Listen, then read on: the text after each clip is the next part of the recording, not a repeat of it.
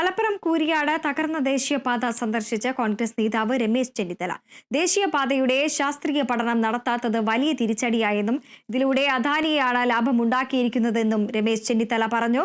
കോൺട്രാക്ടർമാർക്കെതിരെ ഉടൻ നടപടിയെടുക്കണമെന്നും ചെന്നിത്തല ആവശ്യപ്പെട്ടു. ഇവിടെ വന്നപ്പോഴാണ് ഇതിന്റെ ഭീകരാവസ്ഥ മനസ്സിലായത്.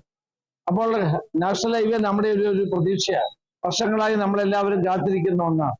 പല സ്ഥലങ്ങളിലും മേൽപ്പാലങ്ങളില്ലാതെ മണ്ണിട്ട് നികത്തിയ സ്ഥലങ്ങളിലൊക്കെ മണ്ണിടിഞ്ഞു വീഴുകയും ഒക്കെ ചെയ്തിട്ടുള്ള സാഹചര്യം ഉണ്ടായി. അതിന് ഏറ്റവും വലിയ ഉദാഹരണമാണ് ഈ കൂരിയാട്. ഇതിലുണ്ടായിരിക്കുന്ന ഗുരുതരമായ വീഴ്ചകളെ സംബന്ധിച്ച് അന്വേഷണം ഉണ്ടാകണം.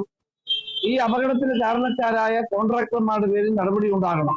എവർക്ക് കോൺട്രാക്ടർമാരെ സംരക്ഷിക്കുക, ഈ കൊള്ള നടത്തിക്കൊണ്ടിരിക്കുന്ന കോൺട്രാക്ടർമാരെ സംരക്ഷിക്കുക, ഇതാണ് ഇവരുടെ നയം.